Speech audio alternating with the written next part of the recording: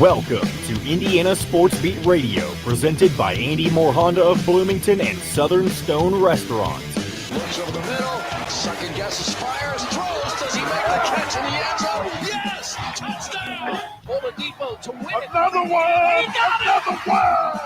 Another one! Huge hole! He's at the 30! He's gonna go! 10, 5, touchdown! Jonathan Taylor! Works down by Burke. Bounces into Cody. Puts it up. Scores! Now, from the Golf Club at Eagle Point Studios, here's your host, Jim Coyle. Hey, happy Friday. It's always great to say that. Everyone likes to hear that. Dylan Sinn with me from the Fort Wayne Journal-Gazette. How are you, sir? I'm good, Jim. I'm good. How are you? Glad to be here on this Friday. Awesome. Been a great week as always, and another packed show today. Man, I don't know how we're going to get all this in. Alec Lasley will join us. We're going to talk some Indiana basketball recruiting, get that updated. Who's where, going where, coming, when, and going. Matt Taylor, the voice of the Colts, will join us on the heels of the beatdown of the Jets last night. Man, they just went off. Jeffrey the Greek is back. We'll talk some Big Ten football coming up over the weekend. And Zach Osterman from the Indianapolis Star will join us as I guess we'll double dip in some football, basketball, and a little bit of everything. High school, Dylan, tonight, sectional championship night, man, all over the state, up in Fort Wayne, down in Evansville. I know there's a big game in Bloomington tonight with Bloomington North and Bloomington South going at it. I think it is the 60th. I thought I heard someone say it's the 60th meeting of them tonight. This one for the Marbles as the playoffs is the sectional title on the line. But just it's that fun time of year. And on yesterday when we had Coach Tom Allen, and maybe we'll hear from him, but met with him yesterday, and Donovan McCulley is your starting quarterback up in Ann Arbor at the Big House for Indiana. 1 year ago, he was starting in one of these sectional championship games in front of probably 3,500 people, and now it's going to be 110,000 people that he will be playing in front of. So a little bit of difference between a year ago for him. Yeah, absolutely. And he gets to have, at least this week, he kind of has an idea that he's going to be the starter the whole week. There's really no question about it. Michael Penix and Jack Tuttle, their status has been up in the air, but this week it's been resolved early. McCulley can go out there knowing he's the guy, and he does have a game under his belt now. So he kind of has those nerves will be out of the way just a little bit, and he can go out there and play a little bit more free. And he did that in the second half against Maryland. So hopefully that can carry over against the Wolverines, and that he can just feel a little bit more comfortable as that game gets started. Yeah, I should have had John cue that up. I asked Tom about that very thing yesterday. I'm not sure if you can get to it quick enough, John. It's my fault, but I asked him about that, and yet he kind of chuckled, said, "Yeah, last year he's playing for a sectional title, and this year it's quite a bit different." But he did, as the game wore on, he got more comfortable, as you would hope for a player to get. Tough situation to be thrust in. That's a guy that they didn't want to play him this year, and now they're going to burn his redshirt year. But I've said this a couple times this week, Dylan. I don't know why right now in this day and age, the way that everything has changed, why anyone would look at someone being anywhere 4 years from now. To me, that's now a pipe dream, especially if they're talented. I don't know that anyone's going to be at a school for 4 years. Either they're going to move on to the pros or, who knows what. But there's just that's a long time away now to plan with the transfer portal, with NIL, with all the new things that have come in. I'm like, 4 years of a guy. Maybe that'll become. I don't know if that becomes history, and no one really does that anymore. We'll see. Yeah, I mean, it's basically unless you have essentially an agreement with the player, they're going to stay through the entire time. Then it makes more sense to kind of throw them out there immediately because, as you said, you don't know if they're going to be there in 4 years. That's one of the few teams that is still going to be doing that is Purdue basketball, because they have Matt Painter is still all in on transferring, or not transferring. It's still all in on redshirting because he feels that you can have that extra year, and he expects his guys to stick around. But he might be one of the few that still has that expectation. So everyone else is going to be like, well, we want these guys to play for us as much as possible because we don't know how long they're going to be around. Well, thanks a lot for David Payton stopping in on his break to say hi. He says he'll be listening to the show afterwards. So we appreciate it. Our listeners, I cannot tell you how much we appreciate you. I already threw up a bunch who've already joined us here, jumping in on the Andy Moore Honda hotline. And even if I know a lot of people don't get to listen to it live. And if you don't, send the comments in. I try to respond to everyone. So don't worry about it, whether it's on there or not. Yeah, just a lot coming up this weekend, Dylan. A lot of games. We'll be talking about the Big Ten games. Let's see, I had those pulled up. Some important games for some people. Indiana, of course, mathematically has a chance at bowl eligibility. But when you start using the words mathematically, you know that you're in trouble. Because that's not a phrase that you're using when times are good, which means basically Indiana cannot lose a game here on out to become bowl eligible. Winning in Ann Arbor is going to be extraordinarily difficult. Winning at Purdue is going to be difficult. But Purdue, they're one game short of bowl eligibility right now, but I think that they have two games that probably is going to be in their favor. And then there's going to have a couple other tough games, but they should reach that Mendoza line that Jeff Brom desperately needed to hit this year of making a bowl game. Yeah, absolutely. Like that was a huge milestone that Purdue really needed. They needed to feel like they were making progress after a couple kind of lost seasons because of injuries. And they've had some injuries this year too, quite frankly, but they haven't been nearly as ubiquitous as they were the last couple of years. And they're 5-3. They feel like they're in a pretty good position. They have wins over Iowa and Nebraska last week. They have a chance to get another huge upset against Michigan State this week and get to bowl eligibility. So that'd be a huge step for the Boilermakers. But as you said, Indiana, they do have 4 wins in a row to get. So you got to get this first one in Ann Arbor. Yeah. And before the season started, the spring, the summer, this is a game that I really, really thought Indiana had a shot to go win. I thought, man, this is going to be a time where they may be able to go up and get a win up there. Michigan may be a little bit better than I thought that they were going to be, but Indiana is not what anyone expected that they were going to be. Forget about the injuries even before that happened. And so that changed along that lines, sadly for the Hoosiers, of course. But we'll talk more about the Big Ten lineup when Jeffrey the Greek joins us later on in the show. But just quickly looking at probably the more important games of this weekend, Ohio State at Maryland or at Nebraska is not important because I don't think Ohio State will have much of a problem there. But that's kind of a nice historic meeting programs. Ohio State going to Nebraska where they've had the sellouts since however long they've had those was 300 and something in a row, I think. Yeah, when I was there 2 years ago, it was like 374, I think, when I was there 2 years ago. So whatever it is now. Yeah, it's been there since 1964, I believe, is the year. And I mean, Nebraska, it doesn't seem like it'll be much of a game, but Nebraska has played its best games against the best teams this year. They took Michigan down to the wire. They took Michigan State down to the wire. They took Oklahoma down to the wire. And they haven't won any of those games, of course, because Nebraska, the one thing they've been great at this year is finding ways to lose close games.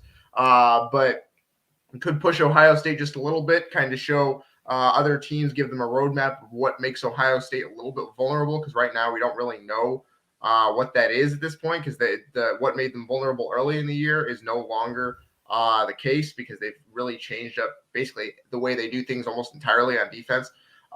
So we'll have to, that'll be interesting to see, because Scott Frost, one thing that, despite everything that's gone on in Nebraska, one thing that he is still extremely good at is kind of designing ways to beat a defense. That is a special talent that he has as a coach.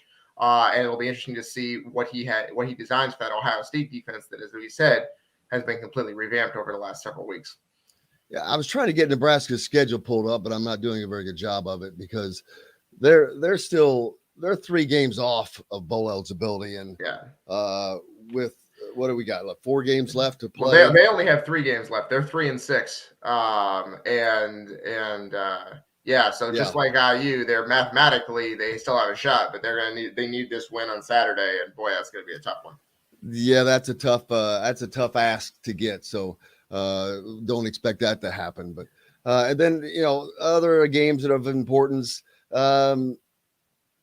Michigan, they need to win. They need for bowl eligibility, but they're coming off of a loss.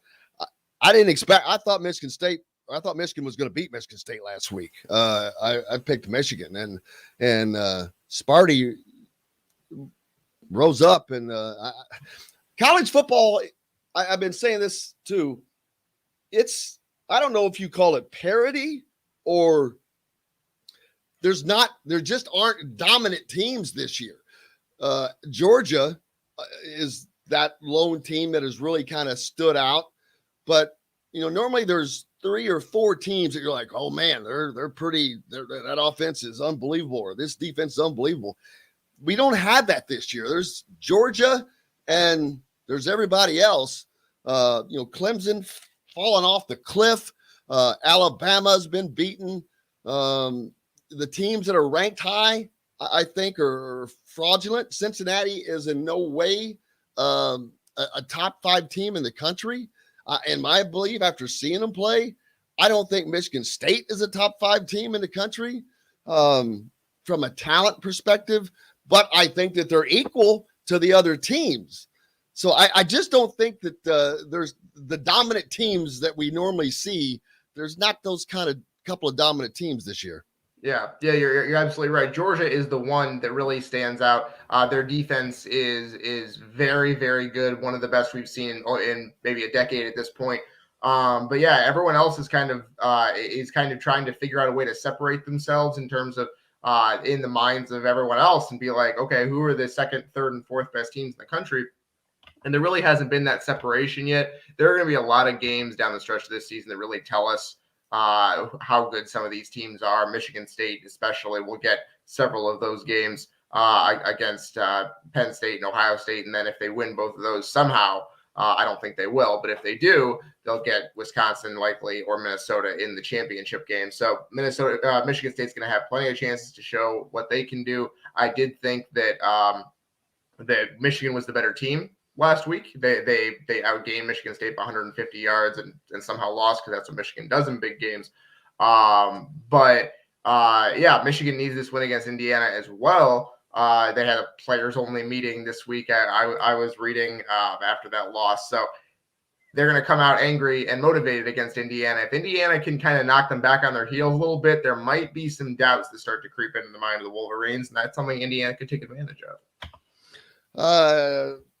Kyle Denrip didn't have him on this week, but it's a big week, like I said, in high school football. Tonight, sectional championships to be cited around wherever you are. What are some of the big games up in the Fort Wayne area, Dylan? Yeah, we have our biggest one this week. We have 2 really big ones. We have Bishop Luers against Eastside. Eastside is undefeated. Luers is the presumptive favorite in Class 2A because they played a 6A schedule essentially and went 8-1. And then there's Warsaw and Carroll up here at Carroll. Triple option teams in Class 6A, 2 of the better teams in that division as well. So we got 2 of those tonight. Both of them should be a lot of fun, and some other ones as well. Leo going for a sectional championship as it rolls toward the Class 4A title as well. So we got plenty of good games up here in the Northeast Indiana area, and I'll be out there tonight. Yep, there's all kinds of games. We'll talk about them later on in the show as well. But coming up next, Alec Lasley from the Hoosier.com, Indiana Rivals, is going to join us. We're going to talk some Indiana basketball recruiting. Stay tuned. We've got plenty more coming up. Brought to you by the great folks at Southern Stone Restaurant That's the home of the Indiana basketball and football coaches shows this season, located at Patterson and Rogers in Bloomington. Man, it's a great place to eat anytime, but especially Mike Whitson's coaches show begins this Monday at 7:05. The Tom Allen show is each Wednesday at 7:05. So make sure you stop in there anytime. We're back with more right after this. We'll be right back to the Golf Club at Eagle Point Studios for more Indiana Sports Beat Radio with Jim Coyle, presented by Andy Moore Honda of Bloomington and Southern Stone Restaurants. Whether it's a celebration or fun. God, I love it. Alec is here via his phone today. What's up? In bubble form. What's going on, Alec? How you doing? Not bad. Were you traveling? Kind of. Yeah. I'm out in New York for a few days right now before the holidays. So dealing with all New that. York. Oh, by the way, Jim, quick update. Matt Taylor says he has an interview at 9:50 as well, so we'll need to get him out in a timely manner. What time does he come on? 9:40. So we need to finish up with Alec on time as well. I need to talk to him about a good time for him. Yeah. What will work better. It could be just a coincidence since they played last night, but 10 minutes every time. yeah, I know. We'll figure something out with him. Are you guys Carson Wentz fans? I mean, I'm not a fan As a of any player, I particular think he's person, cool. but Yeah. but I will tell you this, he's getting the job done. I guarantee if you look at his numbers, his freaking numbers are pretty damn good. Yeah, my big thing with him is he just always seems to make the boneheaded play right when you don't need him to. Over the last two and a half seasons, obviously we saw that last week. But yeah, I mean he went through definitely a good stretch there. I was just curious. I like to see what people think all around the Indy area more specifically because He's a Band-Aid. I think he's a Band-Aid, and he's seen as a Band-Aid, and so no one gets attached to a Band-Aid. Seriously. They know it's there. They know the reason that it's there, and they're going to leave it there. They're going to leave it alone. They're like, it's okay. They're going to leave it on, and then when it's time to take the damn thing off, they're just going to take it off and throw it away. I really love that analogy. That's a cool analogy. Although I don't think the Colts felt like when they signed him that he was a Band-Aid. They felt like they were getting a new franchise quarterback. Yeah. Yeah, that's broke down. That's why I asked. Yeah. All right. I'm going to go and bring us back in. Hey, this is Jim Coyle with Indiana Sports Beat Radio. We're now a part of the Rivals Network. TheHoosier.com is where you'll find complete coverage of the Indiana Hoosiers, as well as coverage of the Big Ten. Simply go to TheHoosier.com and sign up. It's free. You can also catch Indiana Sports Beat Radio there each day at your convenience, or you can find it any place with podcasts or on this station each weekday. If we're not on the station where you live, we should be. Ask for Indiana Sports Beat Radio. This segment is brought to you by Andy Moore Honda of Bloomington. Now back to the Golf Club at Eagle Point Studios for more Indiana Sports Beat Radio with Jim Coyle, presented by Andy Moore Honda of Bloomington and Southern Stone Restaurant. We're back, and it is Friday. Alec Lasley joining us from Indiana Rivals, TheHoosier.com. Make sure you go there. Hey, they got a great deal right now. Tell us about that, Alec. Yeah, so obviously with the start of the college basketball season, just a few days away, up through the end of next week, we're running a 30 days free promo. So as long as you sign up before the end of next week to kind of celebrate the start of Mike Woodson's era, you're gonna get a month free over on thehoosier.com. Can't have enough of that, and some inside information. What's going on in the world of recruiting? I know recently Indiana did not land the big man. Anytime that someone goes to a visit last, I just always think that they have the advantage. And of course, Alabama got the last visit. I think the biggest thing was, obviously we talked about it last week before he ended up making his decision, was it was going to come down most likely to style of play. and that's why Indiana and Alabama were both out in front there. I think the biggest thing at the end of the day was he had actual game footage to really look back on from Alabama, how fast they want to play, how up-tempo they want to play. With Mike Woodson, you just had 2 games in the Bahamas. Obviously, it wasn't true to form of exactly how they're going to look this upcoming season either. So I think at the end of the day, Noah Clowney just looked at what he already knew that Alabama was going to have and the fact that they really didn't have a ton of big men. So he knew he was going to come in and play almost immediately and have a significant role immediately. And I think that's what kind of pushed him over the top at the end of the day.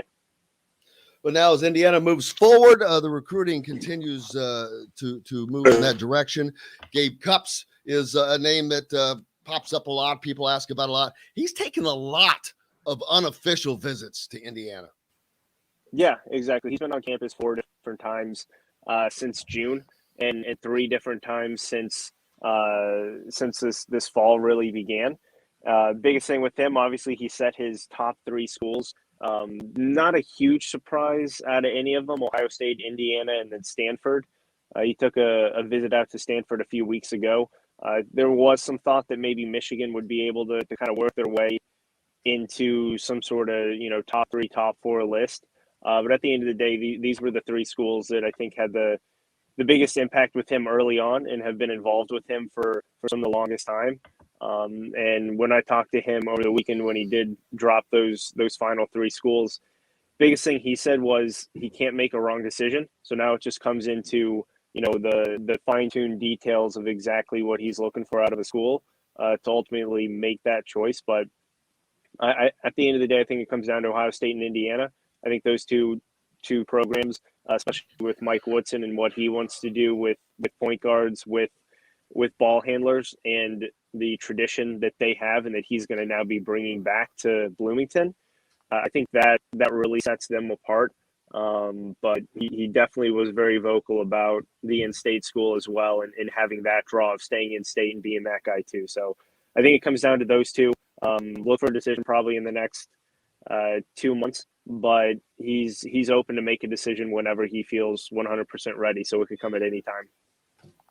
And making it 2 months, that gives the season time to open up a little bit and for him to actually watch Indiana and the style of play that they're going to have. Because like you said, Mike Woodson doesn't have tape of his teams playing, Dylan. So that'll give him opportunities to show a lot of different guys, hey, this is what we want to do. But that's if the guys are doing what he wants them to do. Yeah, I think that's going to be a big thing going forward. I guess my question for Alec is, so Indiana has recruited, they've already kind of put their stamp on what they want in recruiting. They want these guys who are combo guards, who can play multiple positions, who can guard multiple positions, and who can shoot it from the outside. Gabe Cupps kind of fits that mold as well. Is that something that you think is going to be a factor in this? Yeah, I think the bigger thing is Mike Woodson always moving forward is going to want as many ball handlers, like you said, that he can get on the floor, but he also is going to need some true playmakers and some true point guards, and that's exactly what Gabe Cupps is. So where you may have a Jalen Hood-Schifino or Ja'Kai Newton or anyone like that who can play, maybe off the ball a little bit more as well than on the ball. Gabe Cupps is mainly going to be an on-the-ball kind of guy, but he's a guy who's going to make plays for his teammates and make life a lot easier for a Jalen Hood-Schifino or a Ja'Kai Newton or a CJ Gunn, anyone who's looking to be a little bit more of a scoring threat. And Gabe Cupps can still shoot the ball pretty well from deep, about a 35-36% shooter last year. So not going to see a huge drop-off in terms of his shooting ability there, but the biggest thing with him is he just makes winning plays. He knows how to win. He knows how to lead a team.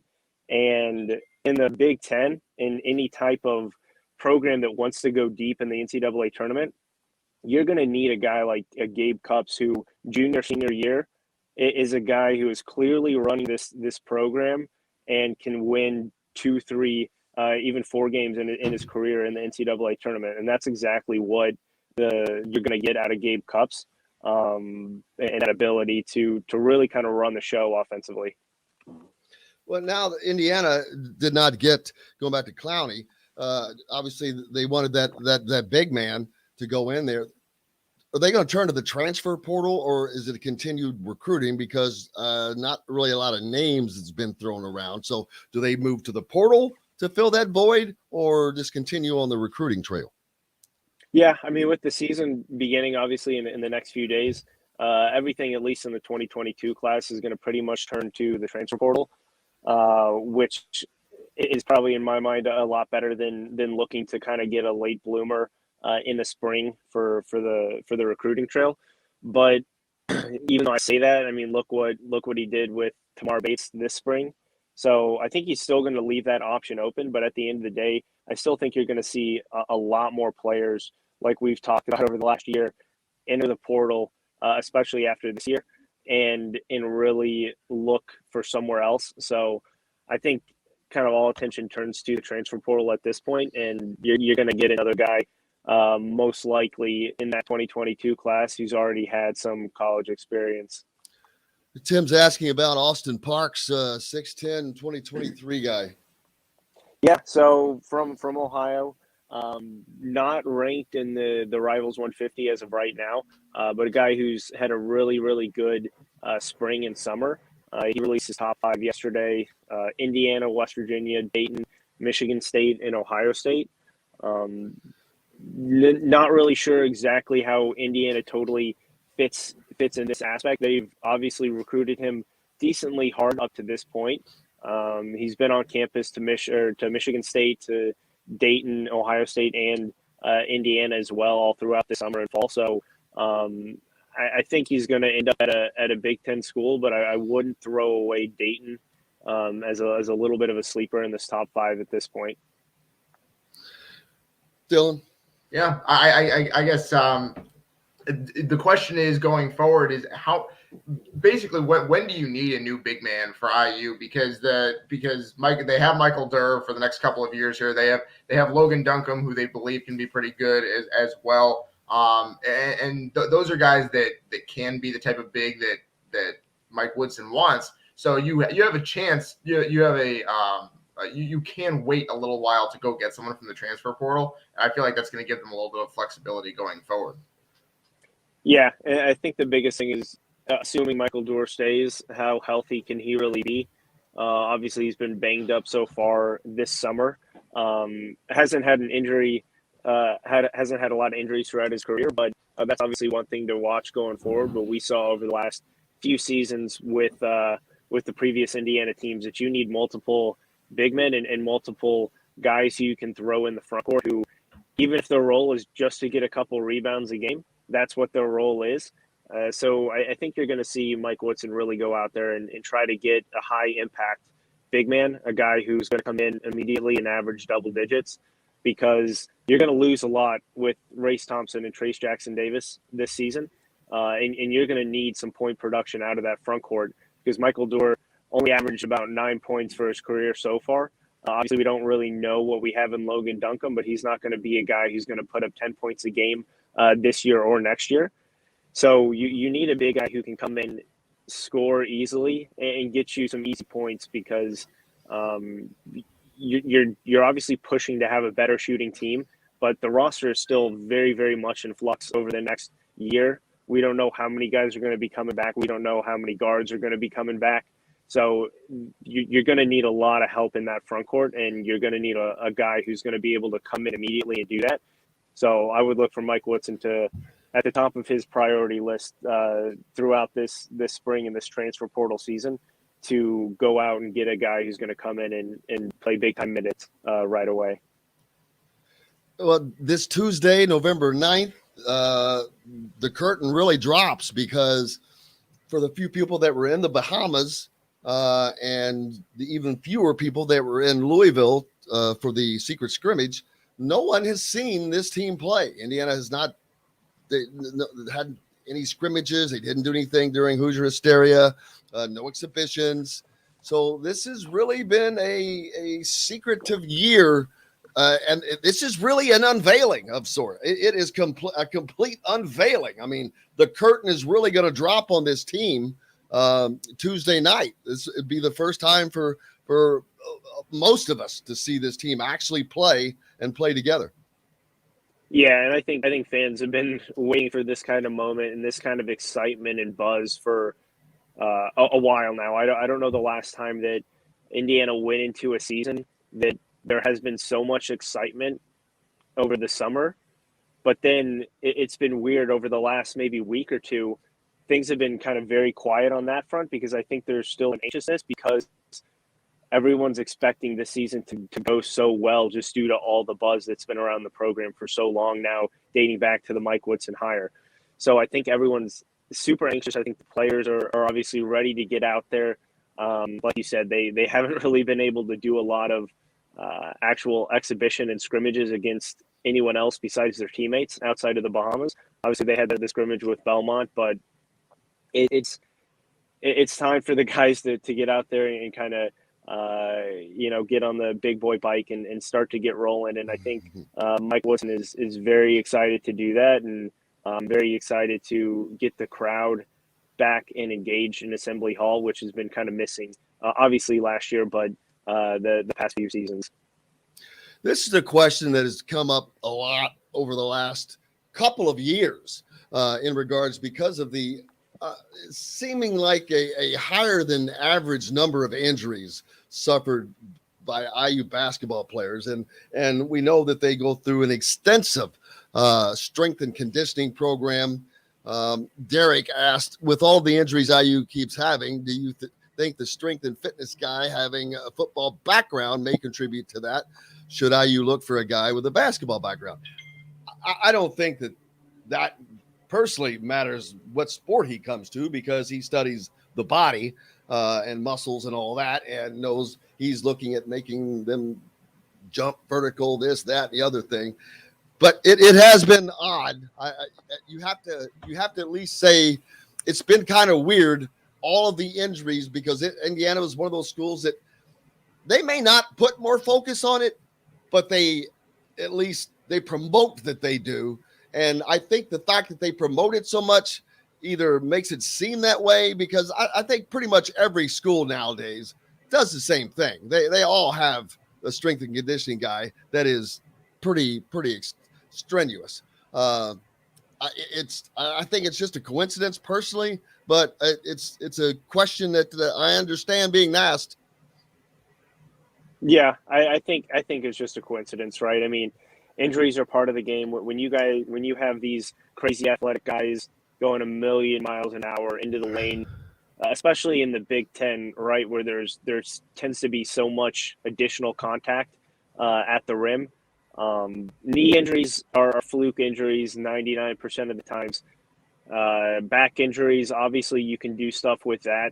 Going back to the Joey Brunk injury last year, but outside of that, it's not like you're seeing a lot of major kind of muscle injuries with really strengthening the muscle. So at the end of the day, I think they're all fluke injuries. There's nothing you can really do about it. But that's why it's so important to have a deep roster and a deep bench, where if you have a guy miss a couple games, yeah, you may lose him in one aspect of it, but you're gonna still gain a little bit, because maybe the second or third guy off the bench can bring a little bit more to the offense or the defense that maybe you weren't getting. So that's why it's just so important, especially come conference play, that you have a deep bench and you have guys that really know their roles and can pick their spots, because injuries are going to pop up. It's part of the game. It's never going to go away, unfortunately. So you just have to be prepared for when that does happen, to have the next guy be ready to get in there and produce. Yep. Alec Lasley from Indiana Rivals, thehoosier.com. Make sure you give them a follow and check out. They've got a great deal now, free VIP, everything for the month. Check that out at thehoosier.com. We'll talk to Alec again on Tuesday, I'm sure, as we get ready for Indiana opening up the season at home against Eastern Michigan as Simon Scott Assembly Hall turns 50 years old. Alec Lasley, thanks a lot, man. All right. I appreciate it, guys. You have a good weekend. You betcha. Hey, we're back with more. Matt Taylor, the voice of the Colts, joins us as the Colts kicked butt last night. We'll talk about all that and plenty more. Brought to you by our good friends from Andy Moore Honda. If you're in the market for a new car, Andy Moore's got the deals for you, whether it's a brand new 2021 or 2022 Honda Pilot, 0% APR financing, $0 down. Also the same for Honda passports. Man, great deals. Get out to Andy Moore. Get more to your door with AndyMooreHonda.com. We're back with Matt Taylor right after this. We'll be right back to the golf club at Eagle Point Studios for more Indiana Sports Beat Radio with Jim Coyle, presented by Andy Moore Honda of Bloomington and Southern Stone Restaurant. Hey, we all need insurance. I didn't have to do all this stuff when I was in television. What, live reads? Oh, yeah. I'm getting that flyer downloaded for you. I'll have it for the next thing. Dylan, looks like you had a rough night, man. What do you mean? Oh, I feel like you look right now. Trust me. I did not sleep a wink last night. A wink. Who says a wink? People that are. Don't say it. You know, I was like, I'm not going to say it. That's why I stopped. I'm hot. These lights make me hot. Where are you going tonight, Dylan? I'll be at Lures, the East Side.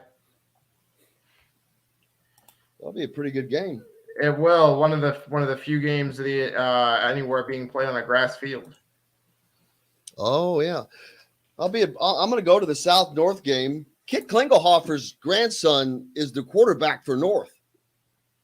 Oh yeah, that'll be fun. For those of you listening, Kit Klingelhofer was the longtime SID at IU for football and basketball when he was there, but under Bill Mallory and Bob Knight. There you go. He did it all. I read about him in Season on the Brink, right?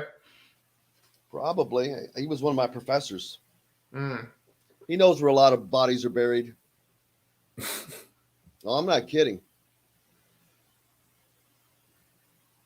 It's an interesting thought. How many bodies around where you live could be buried somewhere? Well, it wasn't Matt being Taylor. For real, Matt Taylor. As he comes on, Oh, I thought you were being serious. talking about buried bodies. That's a figure of speech. Well, I knew that, but you made it sound like you're being dead serious. You were like, I'm being serious. No. Well, Matt, serious about knowing. Matthew, how are you, sir? Hello, what's happening? What a night for the Colts, baby. It was something, I'll tell you. I mean, it's kind of a disparity of sorts, so to speak, right? You had great offense, the defense in the second half. You kind of, you're left wanting a little bit more in terms of the Colts being able to close out a game. But, hey, anytime you score 45 points on an NFL team, I don't care who it is, you're doing something right. And the Colts on offense, I think, have shown these last couple of weeks. Hey, hold on, Matt. Sorry. We're coming back. Don't mean to interrupt. It's at the all-new Andy Moore Honda, now in Bloomington. This segment is brought to you by AAA Insurance. Now back to the golf club at Eagle Point Studios for more Indiana Sports Beat Radio with Jim Coyle, presented by Andy Moore Honda of Bloomington and Southern Stone Restaurant. Hey, welcome back. It is Friday, and we are lucky to have Matt Taylor with us today, as he normally is with us on Thursday. But the Colts played last night. Not only did they play, they just kicked the crap out of the Jets, the Jets, had been kind of a punching bag for a long time. But this year, they got two great wins over the Bengals, over the Titans, and it was looking like this could be a tricky game going into it. But, man, Matt, the Colts, all I got to say is two names, Jonathan Taylor and Kwity Paye. Man, they both went off. And you can't forget Carson Wentz. I mean, he's getting the job done, whether people want to knock on him or not. His numbers look pretty damn good. But Jonathan Taylor, he's a beast. He is, man. He is, in fast fashion, proving to be one of the best players in the NFL. Not even just one of the best running backs, but just a fantastic player. He leads the NFL in scrimmage yards. Now with Derrick Henry being banged up a little, it's unknown, but I think Jonathan Taylor's in a good position to lead the NFL in rushing yards, be the rushing champ. It would be cool. First Colt to do that since 1999 with Edgerrin James. Wow. There's nothing he cannot do. I mean, he's simply amazing. I mean, so far this season, he has an 83-yard run, which is the longest rush in the NFL, a 76-yard catch for a run reception and run after the catch for a touchdown. Got my wires crossed there. But then last night rips off a 78-yard run for a touchdown, which is the longest rushing touchdown in the NFL this season. I mean, the guy's just a yak machine, a first down machine. He's great in blitz pickup. He's the perfect blend of speed and vision and burst. I mean, he reached 22 miles an hour, for crying out loud. You know, they track that kind of thing nowadays. He reached 22 miles an hour on his 78-yard run for a touchdown last night. I mean, Jonathan Taylor, everybody around here in these parts in Indianapolis is talking about, why is Jonathan Taylor not getting the ball, 25, 30 times per game? I mean, I think it's an argument that it's fun to have, considering how good he is and how much efficiency he provides for the Colts offense every time he touches the ball. He's a guy that when you watch someone and you can see that they're really fast, that's fast. Because I'm like, when I was watching him on the game on TV, I'm like, it looks like it's in almost fast forward a little bit. He runs that damn fast. I'm like, wow, that dude is quick. To run with the equipment on, and it's amazing. But 19 carries, 172 yards, 9 yards a carry. Let me say that again. 9 yards a carry. He didn't carry the ball twice and average that. 19 carries and average 9 yards a carry. That's got to be up there. And that's not even his best game this season in terms of yards per carry. He was at 10.4 against the Texans. I mean, he's amazing. I mean, I just can't stress it enough. I mean, since week 4, he has 873 yards from scrimmage, most of any player in the NFL, and the consistency is there no matter what he's asked to do. I mean, it's all about getting the ball to Jonathan Taylor, whether that's in the running game or in the passing game, doesn't matter. Just get him the ball somehow, some way, and let him go to work, let him make something happen. He's over 100 yards from scrimmage, 6 consecutive games. The first Colts player to do that. He's also over 100 yards and a touchdown, at least one touchdown in 6 consecutive games. And he's the first player in the NFL to do that since LaDainian Tomlinson in 2006. And what's special about that season, Tomlinson that year was the MVP. And I think Jonathan Taylor's go ahead. As long as the Colts kind of stay in the hunt here, right? As long as the Colts kind of stay in the hunt and I think are competitive down the stretch and possibly make a bid for a playoff spot, and Taylor's relevant and so are the Colts, I think Jonathan Taylor he could be a legitimate MVP candidate this year. I was going to say, if the Colts weren't having the season that they're having with that 0-3 start and damn loss to the daggone Ravens and that loss to the Texans, Titans, if they could have erased either one of those, they'd be in a lot better position. But that's what's going to determine whether he's having an MVP year. Right now, to me, he is the MVP in the NFL because he's having the biggest impact. And I know that the Colts aren't winning, and if you're not on a winning team, that they just dock you for that. But to me, that's stupid. I've always hated that. And it goes back to when Anthony Thompson did not win the Heisman because he was on a losing 4-5 Indiana team. They lost to Purdue their last game of the season. They just don't give it to a guy on a losing team. Well, to me, that's harder to do. You're playing on a losing damn team, which means your team's not good. So if you're achieving all that, that makes it even more difficult to me. So Jonathan Taylor, to me, is the MVP right now of the NFL. He's just, like you said, spectacular because he's not doing it in just one way. And the defense knows it, and they still can't stop it. Yeah. No, I mean, most of the time here lately, the MVP of the NFL, it goes to quarterbacks. It's a quarterback-driven award. It's running backs getting it like Tomlinson. They are the exception to the rule. But there's no doubt about it. I mean, MVP is such a suggestive award. It's a suggestive phrase. that being said, I mean, I think we can all agree there's no arguing that Jonathan Taylor is the MVP of this Colts offense, because if he's not out there, it's a completely different unit, and they have to operate in a different confine in terms of getting those yards and getting those explosive plays somewhere else that they just wouldn't get if Jonathan Taylor wasn't on the field. And now you get a break. They had the short turnaround. At least it was against the Jets. But now they get a break off for this weekend before who they take on? Home against the Jaguars next? Jaguars, yep. Well, yeah, so I mean, that's like an exhibition game, man. Well, hey, come on now. They're all big. They're all important. At the end of the day, you're playing an NFL team, like I said. I mean, this is what happens in the league. It was crazy last night. I mean, guys are they're all over the place in terms of being able to come in a short period of time and have an impact. I mean, Mike White yesterday or on Sunday last comes in and fills in for Zach Wilson, throws for over 400 yards, and then he gets banged up last night in the first quarter.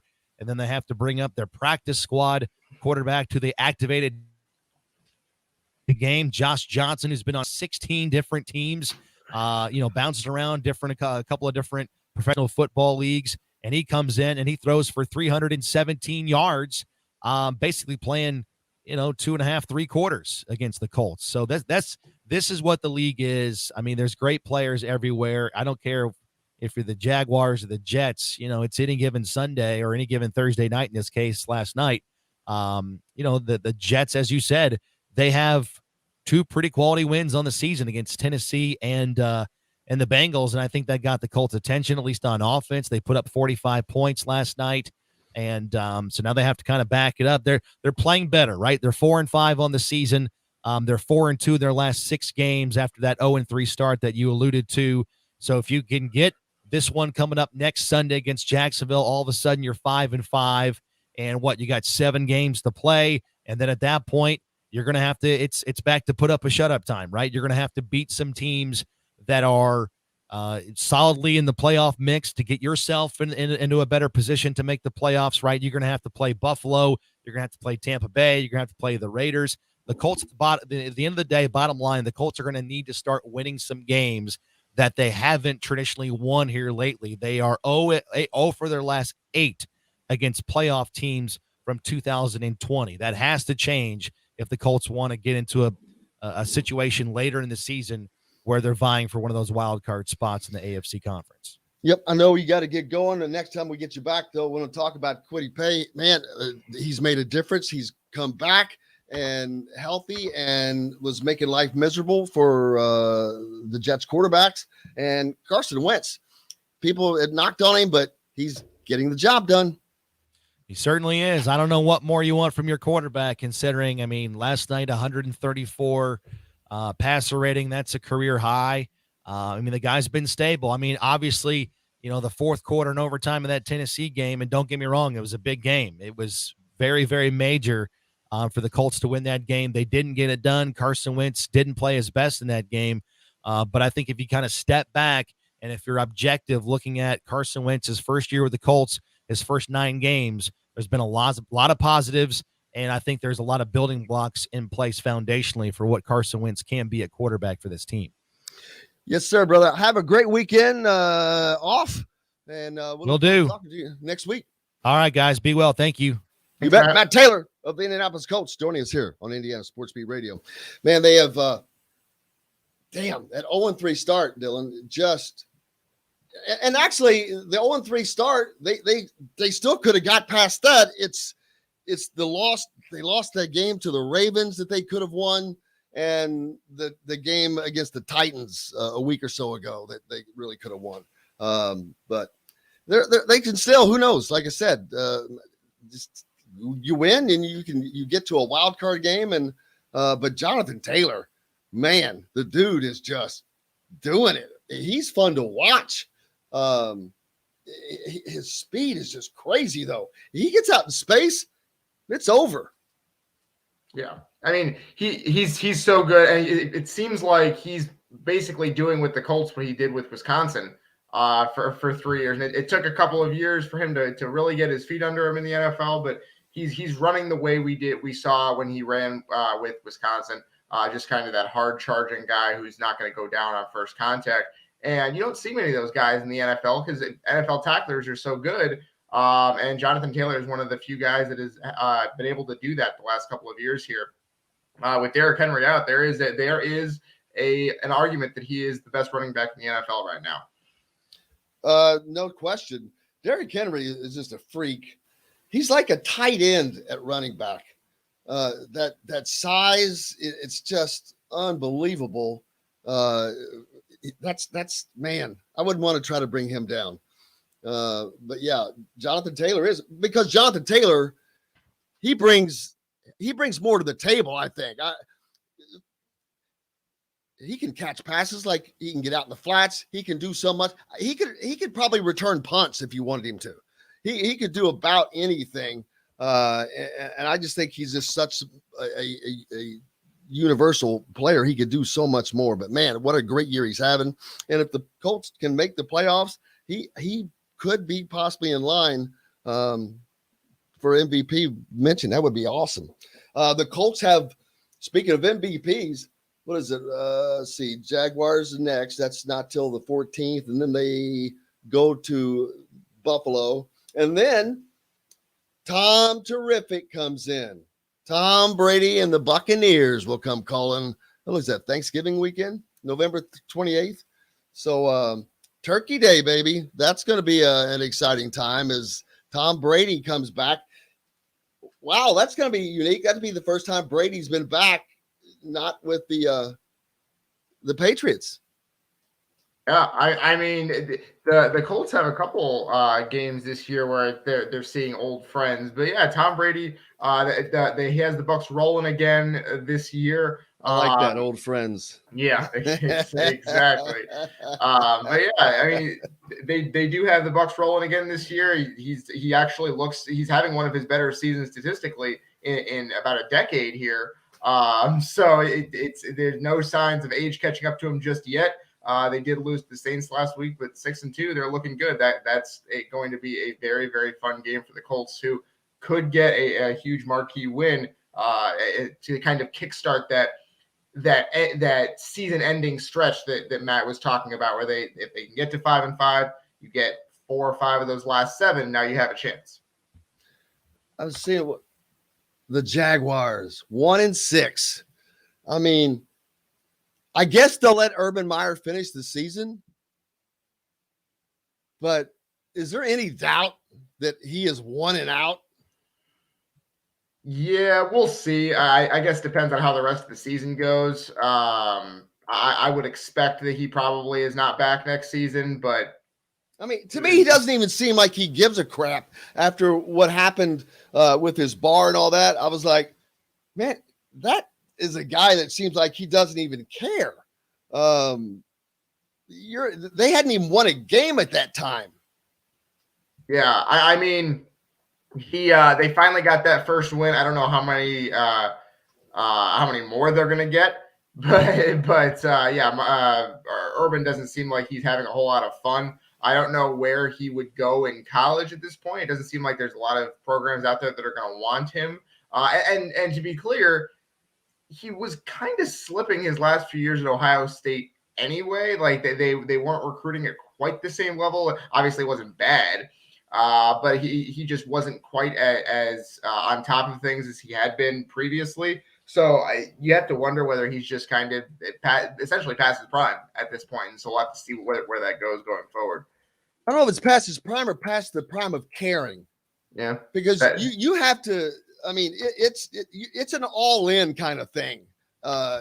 Being a head coach, I don't care if you're college or pro. I mean, late nights, all that stuff. Man, he's done it for. He's got all the money. Once he got to the TV thing and he didn't have to worry with the pressure and all that. That would be really, really difficult to go back to having to deal with all that stuff, I would think. Yeah. I mean, that's the thing is that maybe he goes back to TV. I don't know what the next move for him would be, but it just doesn't seem like he's having a whole lot of fun. And in the NFL, you need to be completely committed to being a coach, essentially, and because it's just such a significant commitment of time and energy and resources.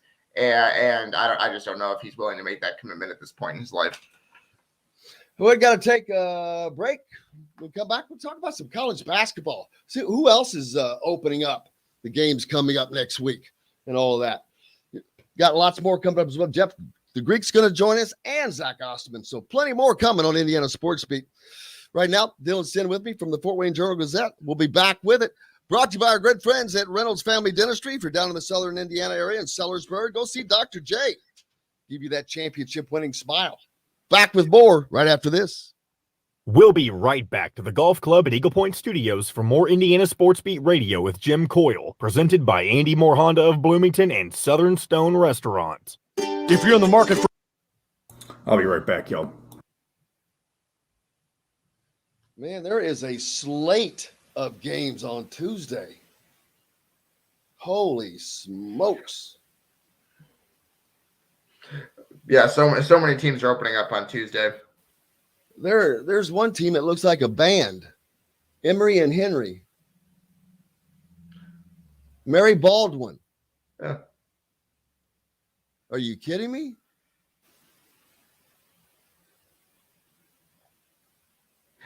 District of Columbia. Huh. Manhattanville at Manhattan. How about that one? Huh. I've never heard of some of these. They got the whole list there on the schedule, huh? Yeah, well, I've got the one that I'm on is the whole list instead of the broken down. But I'm like, wow, these got to be like NAIA teams. I mean, a lot of them. All right, I'm back.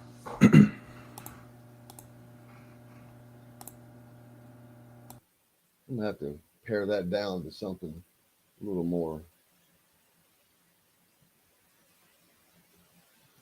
That says Division One.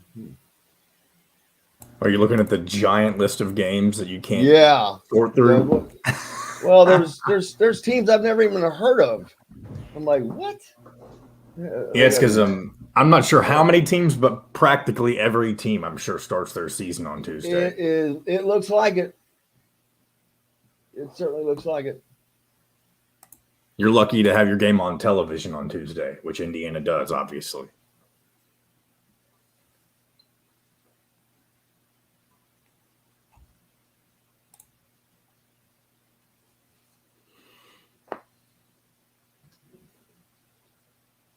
How many teams are in the Big Ten? 12? 14. They do have 14? That's right. Yeah. Mm-hmm.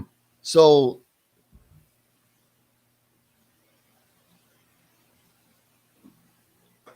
three Big Ten teams are not playing. Oh, really? Yeah. Ooh. All right, coming back from break. Out to our friends at AAA Insurance today for your auto, home, life, and renter's insurance needs. You can reach AAA Insurance at 812-477-9966. That's 812-477-9966. AAA Insurance. Be covered by someone who cares about you. This segment is brought to you by Aurora Specialty Sleep Clinic. Now back to the Golf Club at Eagle Point Studios for more Indiana Sports Beat Radio with Jim Coyle, presented by Andy Moore Honda of Bloomington and Southern Stone Restaurant. Welcome back. It is a fun Friday. Locked and loaded today, man. Jeff the Greek's going to join us later. We'll have fun with that as we always do. Zach Osterman from Indy Star. I'm sure he's getting ready to head north, maybe. Lots of teams, virtually every team in the world, it seems like, opens up their basketball schedule on Tuesday. I pared it back down to the Big Ten first. 11 out of the 14 teams in the Big Ten are playing. Ohio State's at home against Akron. The Hoosiers, of course, are at home against Eastern Michigan. Ohio State's at 6. Indiana's at 6:30. Michigan State's at home. How about that? Sparty at home to number 3 Kansas. 7 o'clock game on ESPN.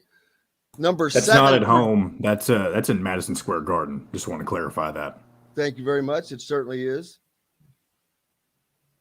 Number 7, Purdue is hosting Bellarmine from Louisville. They're a school that is recently a Division II. They moved up to Division I. I think this is their second season. It is, yeah. Won 14 games at the Division I level their first season last year. Yeah, but you have to wait 4 years before you're eligible for the tournament. Yeah. That's a load of crap. It is. It's the dumbest thing in the world. If you can go from Division II to Division I and win enough, by God, let them in. It's crazy. You know how hard that is? So I didn't know that until last year. Learned that, but I think they're working on changing that because that is the dumbest thing in the world. But anyway, there's plenty of dumb rules. Maryland, number 21, Maryland. They are playing Quinnipiac at the Xfinity Center in College Park, Maryland, Wisconsin, playing against St. Francis at the Kohl Center. Northwestern's playing at Eastern Illinois at home. Nebraska is hosting Western Illinois. Minnesota hosting Kansas City. Number 11, Illinois is hosting Jackson State. And Iowa is hosting Longwood. So a couple of teams that are not playing in the Big Ten, but most are. And there you go. So we'll see the Big Ten getting underway. Everybody getting underway, as I said. I mean, man. Let's see, who do you think best of ACC probably be the best? See the North Carolina ranked number 19. Yeah. Loyola. They play Loyola Maryland or Loyola Chicago? Loyola Maryland. Okay. But you know what? As I look down through the list, there are only 3 ranked teams in the ACC. And Duke is the highest at number 9. North Carolina at number 19. And then you have Virginia at number 25. Yeah, and the Duke ranking is absolutely more speculative than anything else. Of course. I mean, no one knows how good these teams like Duke and Kentucky are going to be before the season. And that's starts. who Duke is playing, by the way. Duke is playing number 10 Kentucky at Madison Square Garden. That was it the Hall of Fame tip-off or something like that. And because it's the doubleheader with Duke and Kentucky and Michigan State and Kansas. The Big 12, of course, I already mentioned number 3 Kansas is taking on Michigan State at Madison Square Garden, as John pointed out. West Virginia hosts Oakland. Oklahoma State, UT Arlington. Oklahoma is taking on Northern State. Texas Tech, North Florida. No big games here. Iowa State. Texas is number 5. So not a lot of ranked. They're the only ranked team in the Big 12 besides Kansas. So There you go. not as it's kind of seems like it's spread out. Haven't got to the Southeastern, the SEC yet. Number 18, Tennessee. The SEC has 1, 2, 3, 4, 5 ranked teams. The SEC has more ranked teams than the ACC. I take that back. One of those I counted was Duke, but Kentucky's in there, so that counts the same. Arkansas is ranked 16th. They're taking on Mercer. Auburn's number 22, taking on Morehead State. Alabama, number 14. Yeah. What a job that Nate Oates has done there. I mean, you kind of knew that when he came in from up there in New York. But usually there was no turnaround time. It was just boom. He got to Alabama and they're good. Yeah, I mean, and they have a signature style that they play that's helped them on the recruiting trail, as Indiana has seen in recent years. They're not really kind of the second billing at Alabama right now. They are a team to be reckoned with. And same with Arkansas. Those are teams. Arkansas has a little bit more history as a basketball power than Alabama does, but both of those teams were down for quite a while, and they've really turned it around the last couple of years here in pretty quick fashion. So those are teams that are going to be forces in the SEC going forward. It's going to make it difficult for the Kentuckys and the Floridas to really dominate the way they did for part of the last decade. I wish I don't have time to count. I would bet there are 100 college basketball games on Tuesday. Yeah. I mean, the list is staggering as I'm rolling through it. I just counted 10 just to get an idea of a square like you would on a map, and then roll back. I'm like, there has to be 100 games scheduled for Tuesday. Man. I mean, there are 353 Division I teams. So that's what, 200 of them starting on one day?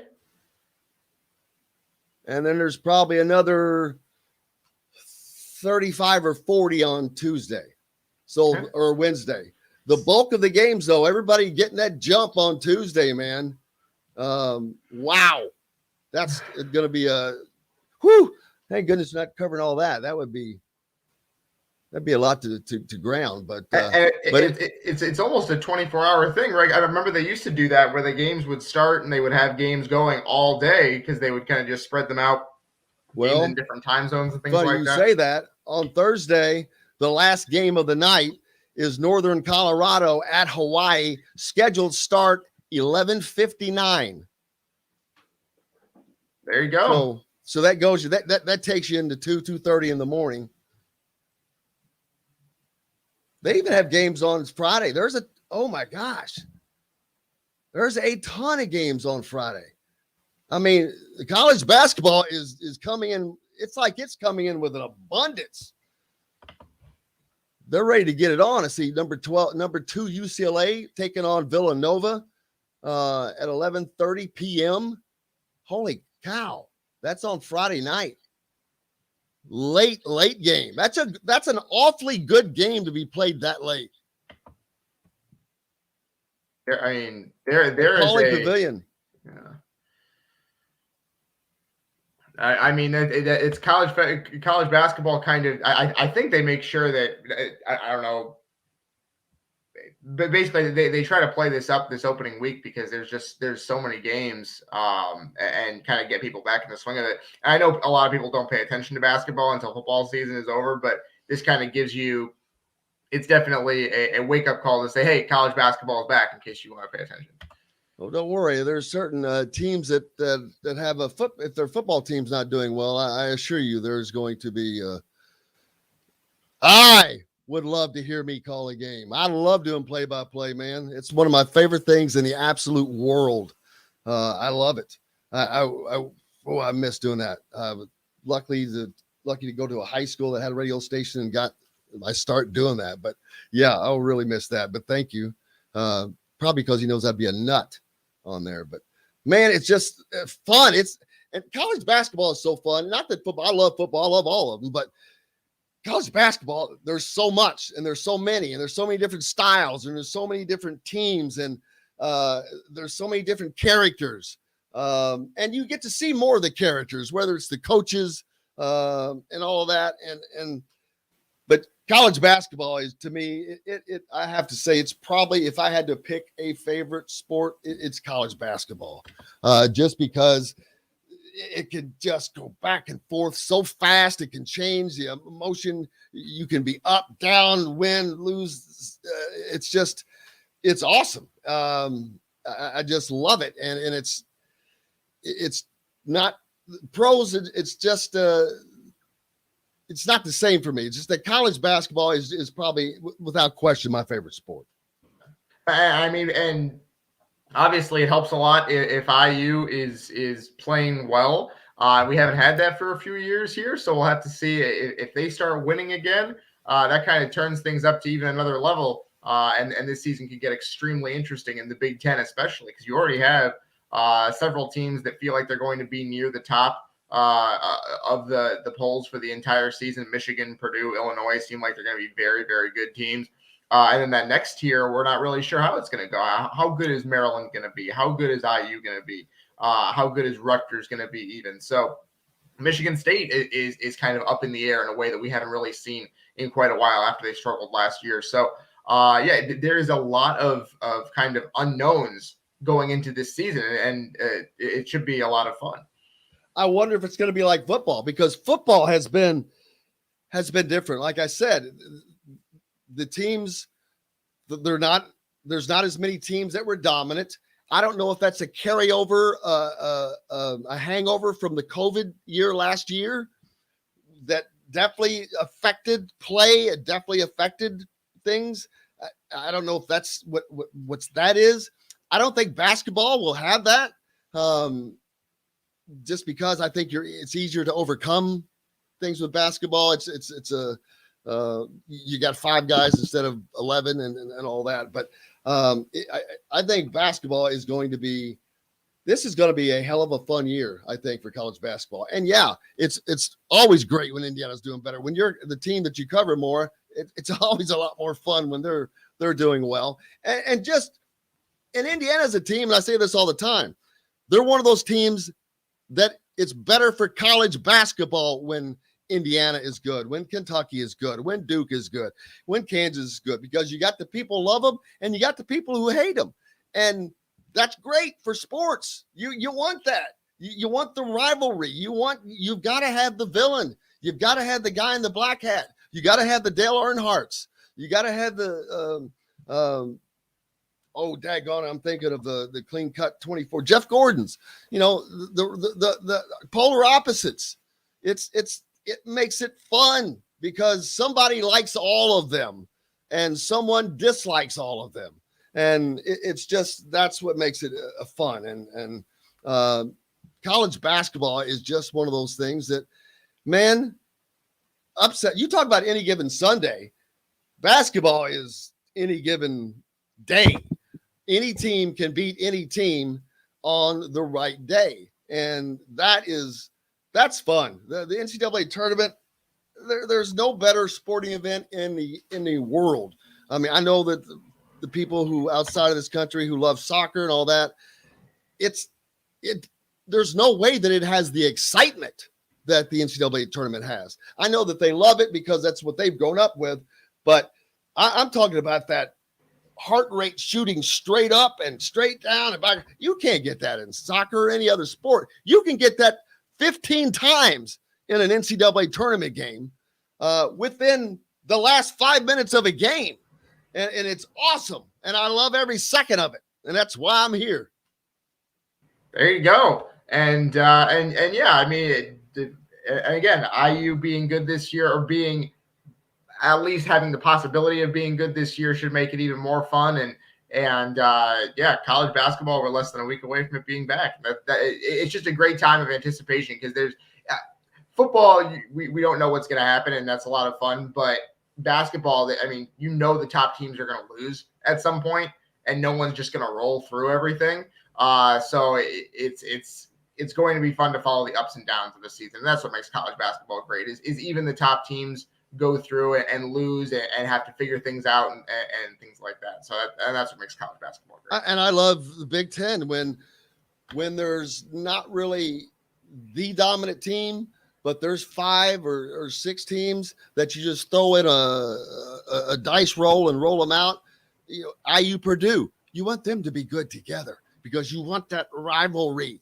Back to the Bob Knight and the Gene Katie, all that battling. Iowa, because all those teams are coming in and recruiting out of Indiana as well. So, Michigan State, those rivalries are so old and they're great, and just love it. Can't wait for Big Ten basketball. Looking forward to it. I think it's going to be an incredible year in the Big Ten. They stunk it up in the tournament last year. I still don't have an answer for that. I think that was just because the Big Ten, I talked about this yesterday, I forget with someone, the Big Ten style of play during the year, much more physical, and it's officiated that way. That's not how it's done and played and officiated in the NCAA tournament. And that hurts the Big Ten. And so they either have to change the way they're officiated or do something to prepare for that, because, man, they got wiped out last year. Yeah, and that was the thing, is that you could tell it was apparent immediately that these games were going to be different. And I think the other thing is the Big Ten is just such a physical league in the way that it's officiated. These teams get worn out by beating each other up all year, and other teams are fresher going into the tournament. And yeah, that's like the problem is with something like that. It sounds like making excuses, right? It sounds like basically everyone else is like, oh, the Big Ten is just not as good as everyone says it is. Blah blah blah blah. Well, okay, but they run through the non-conference schedule. Like the reason people think the Big Ten is so good every year is because in the non-conference schedule before the conference season begins, the Big Ten beats everyone. And so then you get the NCAA tournament, and it doesn't happen quite the same way. And so it's obvious that something changes between the non-conference season and the NCAA tournament. And what changes is the Big Ten teams go through an entire 20-game Big Ten schedule. It's going to wear a team down. Hey, I'm cutting off Jeffrey the Greek's time. We got to get him in here. Tim asked if I've preached before. I preach out here every day, brother, every day.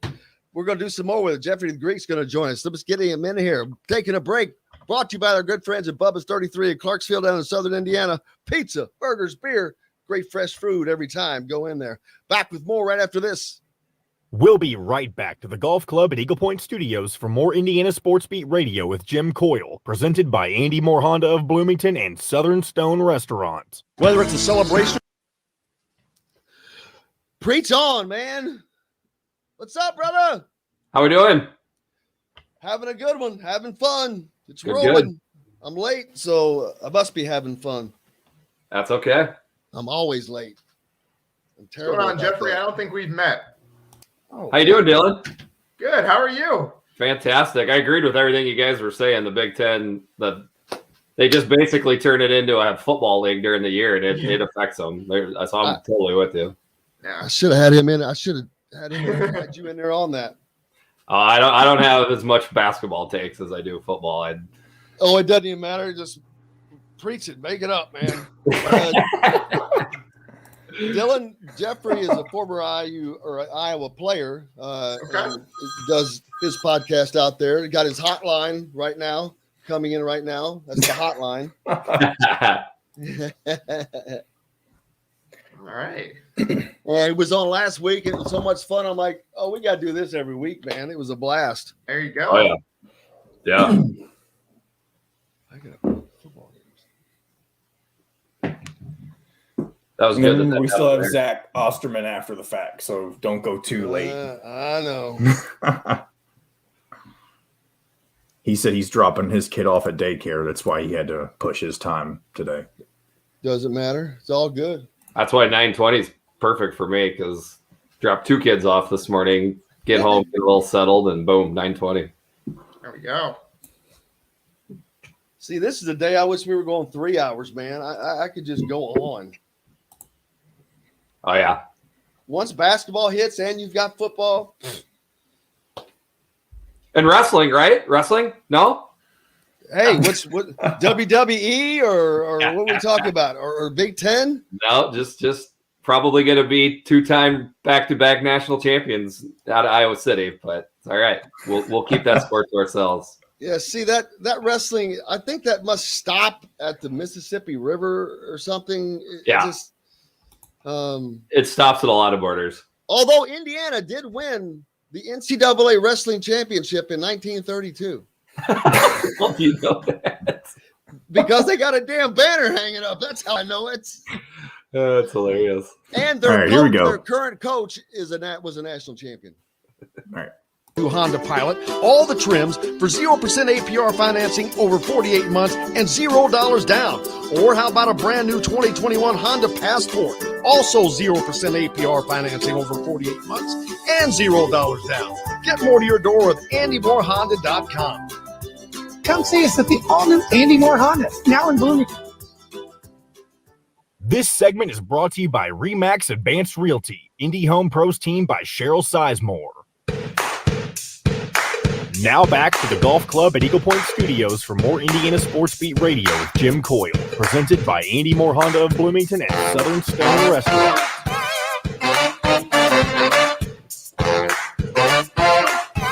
Woo! Get a little funky on this Friday.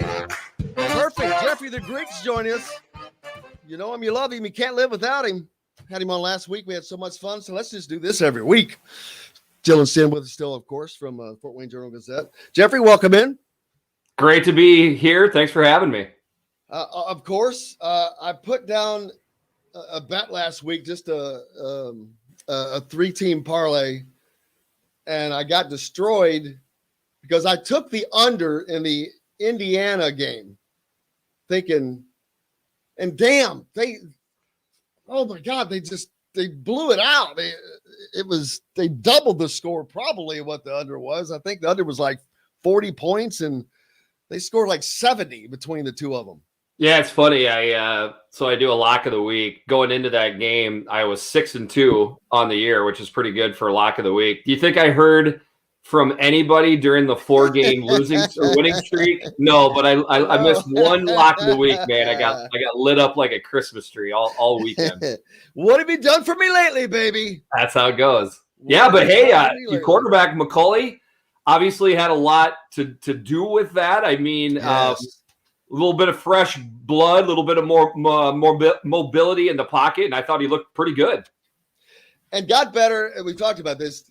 Most importantly, he got better with each snap. You could tell he got comfortable, which you would expect or hope. But that's a true freshman out there. And I've said this a couple of times before you've joined us that tomorrow night is it's tonight. Hell, today's Friday. Tonight is the sectional championship night in Indiana. They're playing for sectional titles, which 1 year ago he was playing for a sectional title and probably 3,500 people. Whereas tomorrow he's going to be playing in front of 110,000 people. A little bit difference in it, but it's just that's baptism by fire, and it's good enough that he had that game last week. It'll help him this week.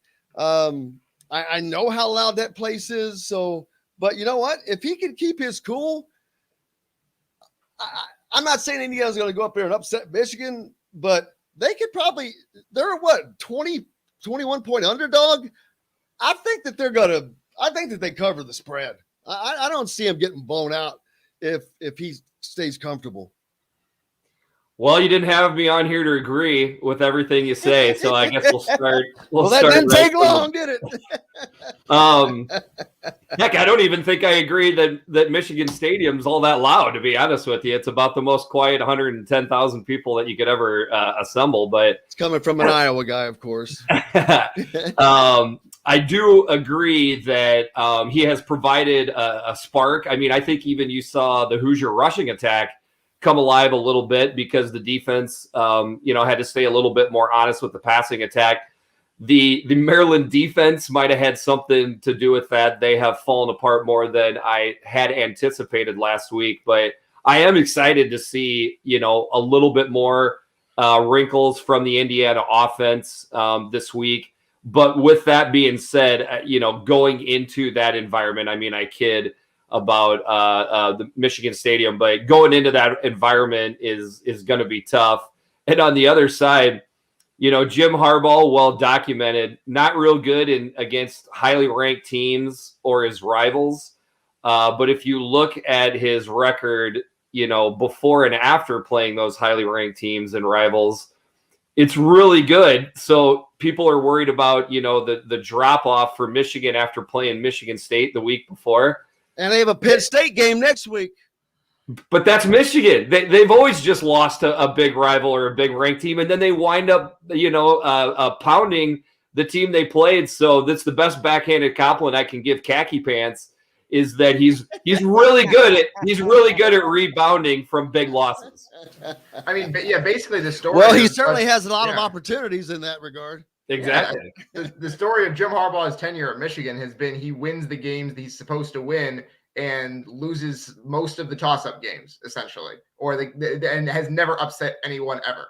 So the stat that I find the craziest was that when Michigan beat Wisconsin earlier this year, Wisconsin was actually favored by 1.5. And that was the first time that Michigan had ever won during Jim Harbaugh's tenure as an underdog.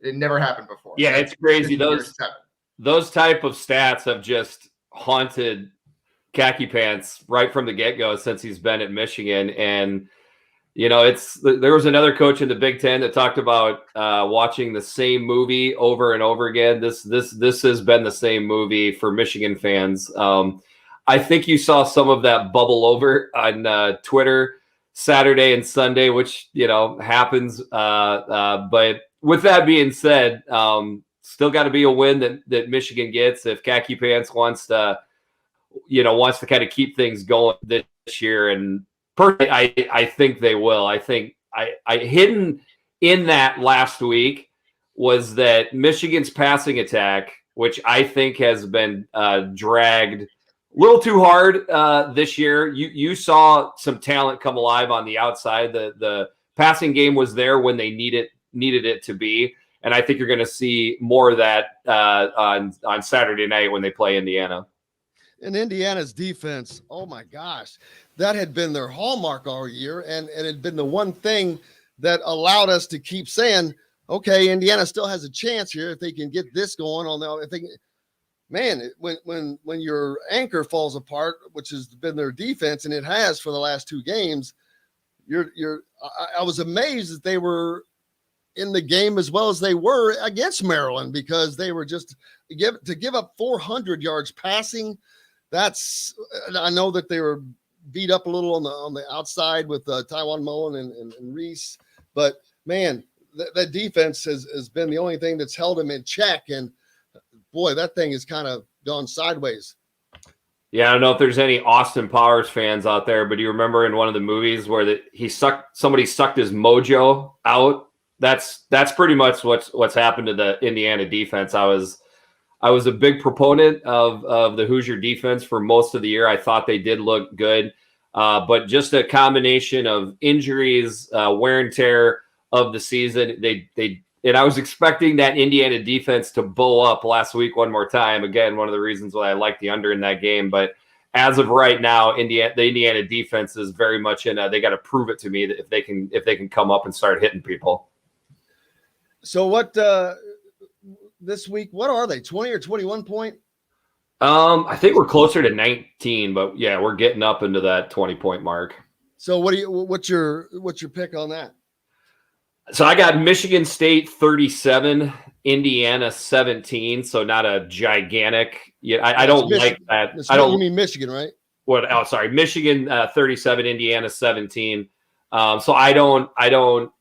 That line is right, pretty much where it needs to be. So I don't love that thing either way, but I try to make a prediction for every Big Ten game on the podcast, which is the Eyes on Big podcast, by the way. Please feel free to listen. Forget that. Throw that up there. Yeah, throw that up there too.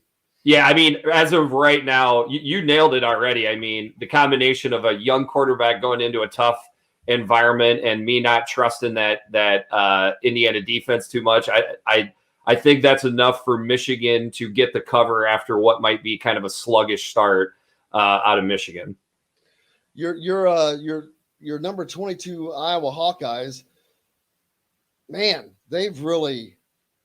Indiana made them look good, and I thought that they were going to run away with the West title. At that time, I'm like, wow, I knew their offense was okay, but their defense was really good, and so that's a good enough combination, and then it didn't work out that way. And so now, though, Minnesota is tied or leading the freaking West. And I'm like, wow, I look at Minnesota as such an average team at best.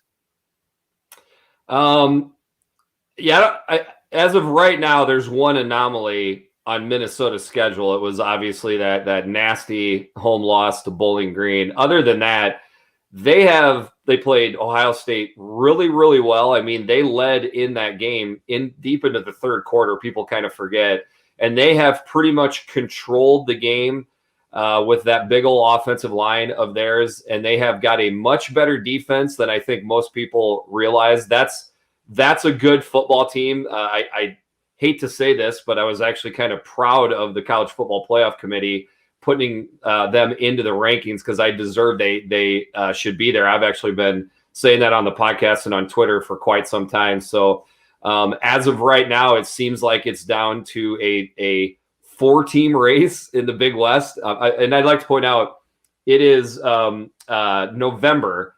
Every team in the Big Ten is still bowl eligible. Try to find me a time when you could say that in the past. That to me speaks to the depth of the conference, and the West is very much like that, where Iowa, Wisconsin, Minnesota, and Purdue all very much in the thick of things to get to Indianapolis. So it's going to be a heck of a finish here. And I look at Iowa's schedule playing out. Wisconsin's the last game, of course, which will be a tough one. They've got Illinois this week, which is should be a cakewalk for them. Then they've got Indiana. No, I'm looking at Minnesota's schedule. My fault. Minnesota, yeah. This is Minnesota's. They've got Illinois, which should be a cakewalk. Then they've got Iowa. Now that's going to be. Where is that game? Is that at Iowa? That's in Kinnick. Yeah, See, that's in Kinnick. That's going to be a fun game to watch. I guess that's going to be the tipping point right there, because whoever wins that game then goes on, and Minnesota has to finish with Wisconsin with an Indiana game in between there. They have to come to Indiana. Do they catch Indiana while we're focusing on Iowa and Wisconsin? It's just a lot of stuff, a lot of things into play there. Yeah. So, Iowa's got Northwestern this week. Minnesota, who do they got? Minnesota's got Illinois, pretty decent sized favorites at home there. Wisconsin, so the three of the favorites, Iowa, Wisconsin, and Minnesota, Vegas says they're all going to win. Then Purdue, only a 3-point dog to number 3 Michigan State. But that's a conference, game for Purdue. So, it's like I said, 4-team race. Then next weekend, Minnesota at Iowa. If we think, the favorites will win out, that will kind of be one of the de facto Big Ten West games to get to Indianapolis. Minnesota has, we could probably save it for next week, but Minnesota has not beaten Iowa in Kinnick since 1999. Been a long time. So going to be a good kick. We'll see how it all works out. I'll tell you a game that I like just because of its intrigue. Michigan State at Purdue. Purdue just has that knack of, for some reason out of nowhere, winning a game that you're like, what? And this might be that game, because I don't think Michigan State is as good as their ranking. I'm not saying they're not a good team, but Purdue is just up, down, and I don't know where they are, but that's just going to be an intriguing game for me. Yeah, for the podcast, I quoted J. Robert Oppenheimer, inventor of the nuclear weapon. I am become death, the destroyer of worlds.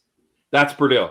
That's what Purdue does to top 5 ranked teams. So, and I'll say this, Michigan State fans have reacted accordingly. They're nervous. They know what's going on here. It's the letdown after the Michigan game. They got a big game coming up after that. They have to go on the road. It looks like they're going to be without, almost for sure going to be without one of their best wide receivers, Jacob Panashuk, on the defensive line. It looks like he's out. He is one of their pass rushers. There is a cacophony of things to make you nervous as a Michigan State fan. And then we see that reflected in the line. A number 3 team, only a 3-point favorite versus Purdue. That's our Big Ten game of the week. I can't wait to watch that. I'm looking forward to it. Dylan, you cover the Boilers. That's and Purdue needs to win still. They need to become bowl eligible. Like, they have plenty of time, but they need to get that in. They're at 5 wins right now, I think. Yeah, they are at 5 wins. They're 5-3. They have Ohio State next week. So they would like to get bowl eligible before they have to play that game, because then down the stretch they also have, I believe, Northwestern and then IU, and then you don't want to be in the position of having to win one of those games, because those will both be tough as well. But yeah, I will be at Ross-Ade Stadium on Saturday, so I'm excited for that. Jeff, basically last week against Nebraska, Purdue was able to find a run game for one of the first times this season. They got over 100 yards as a team for the first time all year. So Xander Horvath coming back for the first time since week 2 against Connecticut, that's significant for them. And that should open things up on offense at least a little bit, because they've been running into brick walls all season. Man, next week we got to do 2 segments of this. It's just too much. I can't. We've had such a great lineup today, but we got to double up with Jeff. So we're about out of time. What's your lock and Give me a 3-team parlay.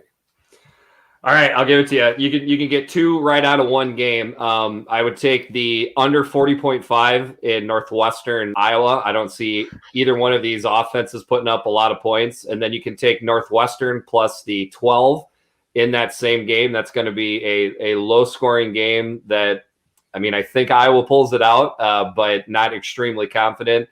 And then staying in the Big Ten West, I'll take Wisconsin to beat Rutgers by more than 12. I think that it's not going to be by much, but speaking of not much, that's how much offense Rutgers is going to get in that game. So I think Wisconsin's offense can do enough to cover the 12. There you go. You got it. The word on from Jeffrey the Greek. Man, I cannot wait to make sure Eyes on Big Ten podcast. Don't forget that, to give him a follow. Next week we got to double up this. There's just too much fun to be had. We can do it. All right, brother. You have a great weekend. Look forward to it. All right, guys. Thanks for having me on. Thanks, Jeffrey. Appreciate it. Joining us here on Indiana Sports Beat Radio, brought to you by our good friends at Remax. If you're looking for that home in the Indianapolis area, make sure you need Cheryl Sizemore and her 2 decades of experience. Reach out to her at Cheryl@IndyHomePros.com. We're back with Zach Osterman from the Indy Star after this. We'll be right back to the Golf Club at Eagle Point Studios for more Indiana Sports Beat Radio with Jim Coyle, presented by Andy Moore Honda of Bloomington and Southern Stone Restaurant. Whether it's a celebration. Man, yeah, I can't wait to. We got to double up next week. That's just too much fun. That's awesome. I would love to. We normally don't have. We're packed this week, which is great. But yeah, well, especially on Fridays, we'll try to start doing just the last 2 segments. Just love it. Whatever. Yeah, I'm game for it. You guys are a freaking blast to talk to. So, Zach, how you doing? Can you hear me? It says something's up with my microphone. You sound great, brother. Yeah, you're good. Everybody have a great Friday. See you guys. Thank you, Jeff. Appreciate it. All right, see ya. Yeah, you sound fine, brother. Okay, good. Yeah, I got home in time. Oh wow. Packed and ready to go, or are you sending Dustin? Dustin's going. I got to stay home and write. We were both going to go, and things just piled up. So that's lucky, though. That's lucky for you. Yeah, a little bit.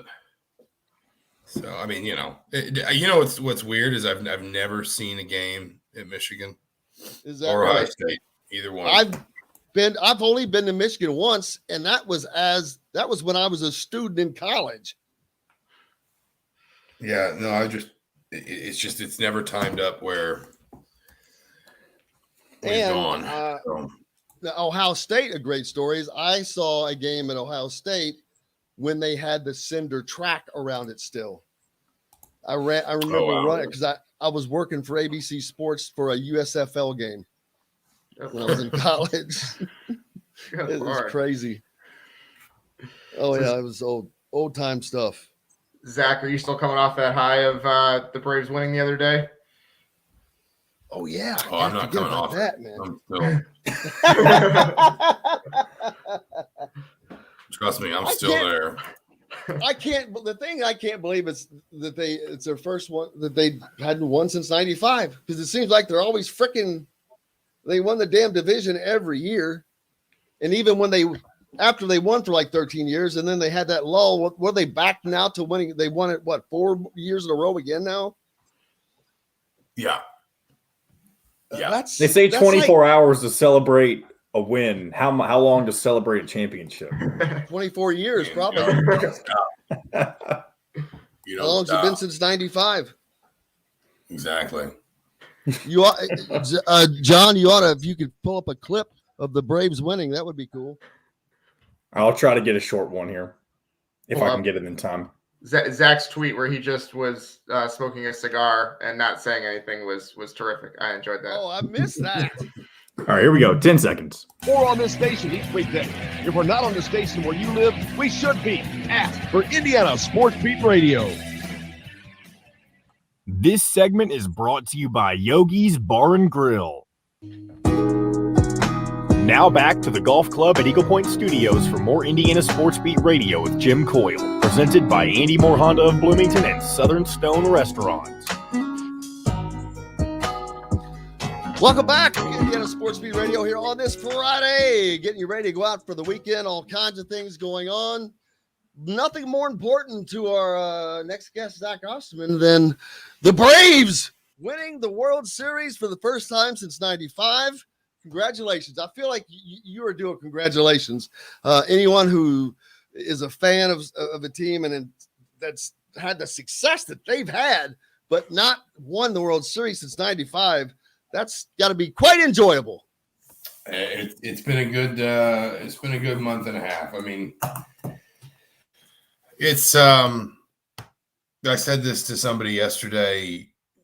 You know, my dad was 9 when the Braves showed up in '66. So realistically, I'm a member of the first sort of second generation of Atlanta sports fans, if that makes any sense. That like I'm a member of the first generation whose parents could grow up as Atlanta sports fans and then, you know, get jobs, start families, have discretionary income, raise kids as Atlanta sports fans. And I can even remember being, 15, 16 years old when the Braves would struggle with attendance and the Falcons would struggle and other fan bases would fill stadiums and stuff, and just think like this will be different in 20 years when my generation is old enough to have discretionary income and kids and things like that. And I think there's a lot that's obviously did not end well, but there's a lot that's felt different about Atlanta sports, kind of starting with the Falcons' run to the Super Bowl in 2016-17.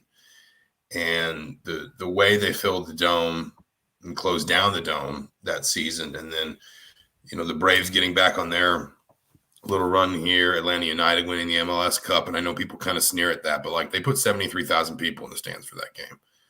And they got 250,000 people out on the streets for the parade.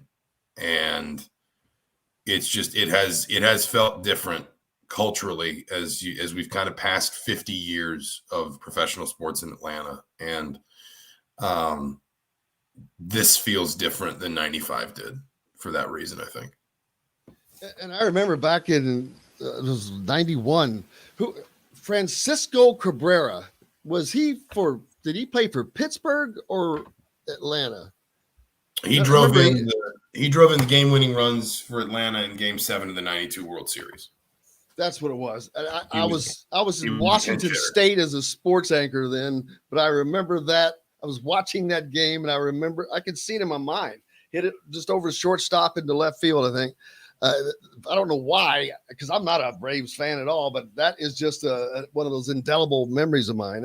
And that name, I'm like, never heard of him before nor since, but that's just stamped in my head. But yeah, Atlanta has just been, plus to have the Superstation when people like me were growing up and were first getting cable, well, it was WGN and WTBS. And I'm sure they picked up a lot of other fans from that, but they were one of the few teams that had their own TV station.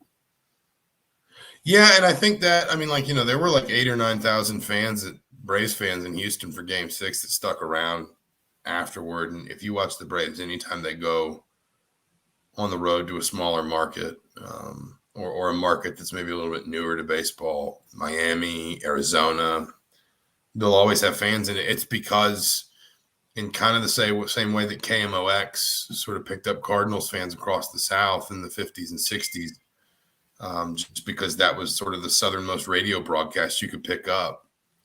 The Braves were, if you didn't have a team, if you didn't have a natural rooting interest, the Braves could be your team, because especially in the early mid 90s, when cable really started to be something that everybody had, the Braves were on TV every night and they were a lot of fun to watch. And obviously even living here in Indiana, you meet a lot of Reds fans, Cubs fans, White Sox fans, Cardinals fans.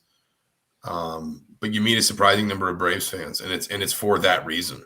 And, somebody, I was told just last night by Tom Ackerman, a friend who works at KMOX in St. Louis, he said he thought that he was told this, and he believed he was remembering it right, that the Cardinals have the largest radio affiliate network in the country, but the Braves are number 2. To first, the Braves are world champions.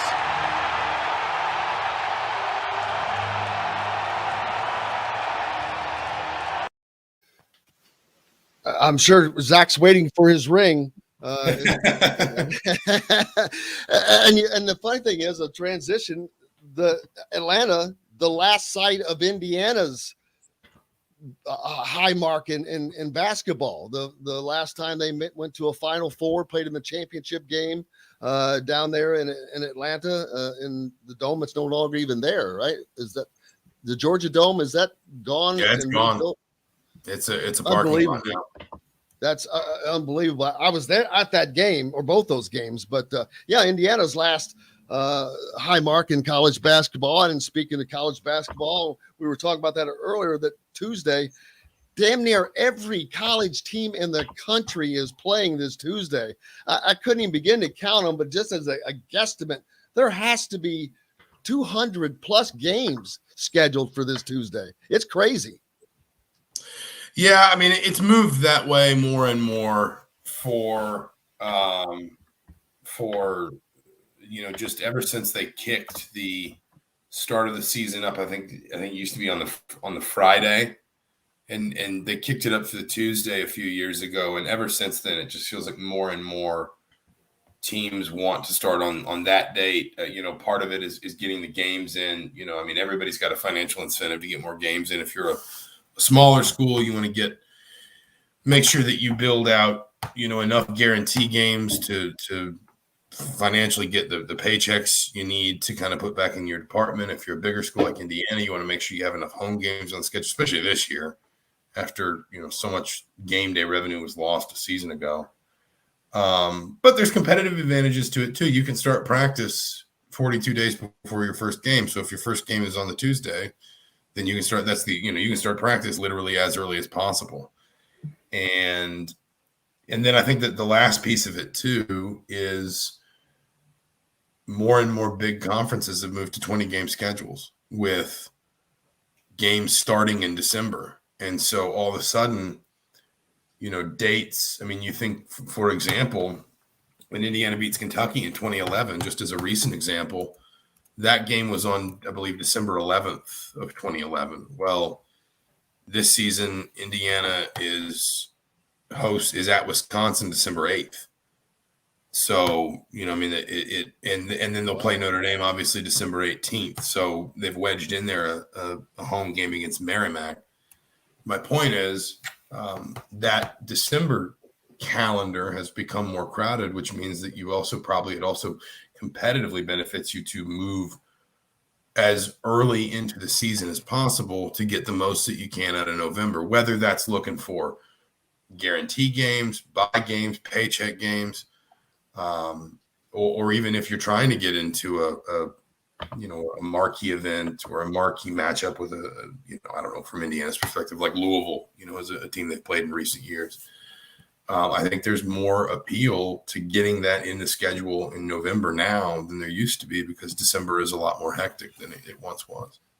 Yeah, and Dylan, December was always looked at as the non-con games of note, the Kentucky, Indiana games that you mentioned, or whomever it was. And Indiana has not had those marquee games in the last several years. Part of it's been by fortune, because they probably would not have fared as well. But getting back to that, I think from a fan perspective would be fantastic. I mean, of course, everybody wants to play Kentucky. Who doesn't? That was just a great time. I remember whether it was in Freedom Hall and seeing the demarcation line dead down the center. There was red on this side and it was blue on that side, or if it was the RCA Dome or wherever it was. But those kinds of games, man, I would love to see them get back to that, because it's just something that Indiana belongs in. They're a part of that fabric of college basketball hierarchy, and I think that hopefully they're ready to move back into that. It definitely helps that they have the ACC Big Ten Challenge, which gives them usually the last couple of years they played Florida State, which has been a good team, but not necessarily a marquee matchup. But yeah, it gives them a chance to play. A couple of years ago they played Duke, and that didn't go well. But they played Duke this year. They play Syracuse, which is kind of the opposite of Florida State, where don't really know how good Syracuse is going to be, but it's a team that's a historic power and that get some interest kind of in December, as we were talking about. So yeah, those games, I'm sure Mike Woodson starting next year we'll probably add some more of those games on. We haven't really seen what his scheduling philosophy is like yet, because a lot of the schedule was already made by the time he was hired.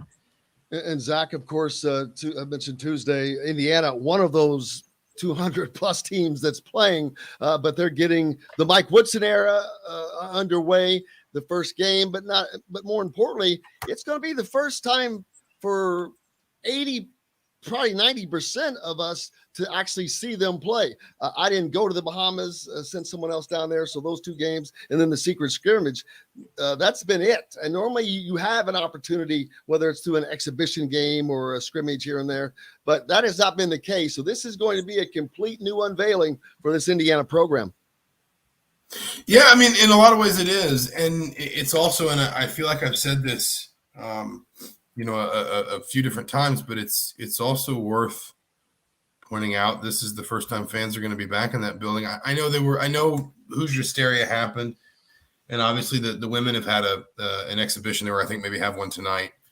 But for a regular season game, a game that matters, a game that counts, there is an element of just not newness, but I wrote a big story on Assembly Hall turning 50 this week, and in it, I talked to all sorts of different people. I talked to Ken Nunn, who's had the same seats in Assembly Hall for all 50 years. He's never let Indiana move seats. He has other seats. His firm has better seats. What he's always told me is his firm has better tickets, but he wants to stay in the same seats he's always had. And I forget what the exact quote was, but it was, something like it just felt like a part of me was taken away, not being able to go there, not having that. And I think that we tend to think of sports in terms of results and statistics and performances and all that. And I get that. And that's a big part of our job. But for a lot of people, like, sports is a social event. It's a thing that gets you out of the house. You get to know, when you sit in the same seats every year, you get to know the people around you, and you make friends. You get to know the ushers. Yeah. And I mean, that builds relationships that exist outside sports. And when you tailgate, you tend to tailgate around the same people. And so suddenly you lose all that. And, you lose these little sort of customs and traditions that are actually quietly very important, to people's just sort of day-to-day mental and emotional health and sort of their social life and things like that. And win or lose, you get to know that 18 times a year you're in the building, whatever it is. So, I mean, it's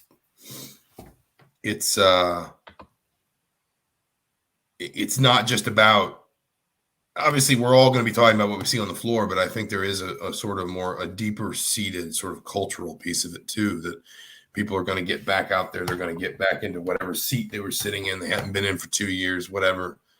And they're going to get, just that little bit of something back, basically. Place where you go to eat afterwards. I mean, you're probably going to one of the same places where you'd go to eat either before or after the game. It's a whole experience. I mean, it's not just the game. It's probably a 6-hour deal, either before or after eating and all that, like you're saying. And everyone has been thrown out of that for a year. So it's glad to see everyone get to be back into that. Not just basketball, of course. I don't want to ignore a big football game this weekend for Indiana. Of course, they travel to Ann Arbor. Indiana still holding on to the slim hopes of gaining bowl eligibility, but that would require them to win every game out. It's going to be a very tough ask. You've got Donovan McCulley making his second start, and I noted when we talked to Tom Allen yesterday that a year ago, Donovan was starting in his sectional championship game in high school in front of probably 3,500 people. And tomorrow it's going to be 110,000 people. But he seemed to get better last week in that start. And of course, I don't know how that's going to benefit him this week, but it's going to be a tough ask for the Hoosiers up in Ann Arbor. I mean, I do think that Donovan McCulley, I was surprised at how much better he looked, frankly, at Maryland. And I know Maryland isn't Ohio State. It's not Michigan State, but there was a sort of command of what he was being asked to do that just felt very different to me and felt very sort of Very sort of like you just like a couple switches had kind of been flipped for him. And it's not to say he's got total command of the whole playbook. He's going to be fine. He's going to throw for 350 yards. And that's not what I'm saying, but he looked just overwhelmed at times in those first couple of games, which is understandable. Again, better opponents. And he didn't, you didn't have a ton of time to prepare him. You didn't know he was going to, you didn't know he was going in until kind of in an emergency situation. But I think that Indiana's offensive staff, starting with Nick Sheridan, deserves a lot of credit for how much progress he made from Ohio State to Maryland. Now the question for me is, this is if he does start tomorrow, which I think is probably the safest bet, this is the biggest test he's got on the schedule.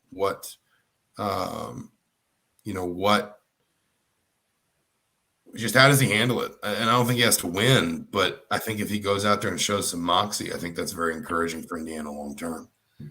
Absolutely. I can't say enough. And I hate that we can't go on. We went a little long today, and I apologize for that. But next week we'll be able to make it squeeze it out a little bit further. But and I know you have a podcast that just dropped with our good friend Chronic Hoosier. I think I saw, correct? Yep. So give that a listen. And the Assembly Hall story, those are kind of those consumed my week. So make sure you find that at the Indy Star. Zach Osterman, a great story out there on the Assembly Hall, turning 50 years old, and their complete coverage this weekend. Thanks a lot, Zach. We appreciate you. Dylan, you're going to be up at Ross Aid covering the Boilers, correct? I will. I'll be there when they take on Michigan State. So that'll be that's kind of the game of the week. As Jeffrey said, that's kind of the game of the week in the Big Ten. So we'll have to see how that goes. Yep, that's the one I'm looking forward to. Cannot thank Dylan enough. Can't thank Zach enough. Can't thank Jeff enough. Also, Matt Taylor. Alec Lasley, and John, the producer. Most importantly, thanks to each and every one of you guys. Without you, we've got no reason to be here, and we love each and every one of you. Thank you so much. Stay tuned over the weekend. We'll keep you updated. Give me a follow on Twitter at Jim Coyle ISB. Give Dylan a follow as well at Dylan Sinn. And thehoosier.com for all of your complete coverage on Indiana rivals. Thanks a lot. Have yourselves a great weekend. I'm Jim Coyle. Until Monday, I will see you on the radio.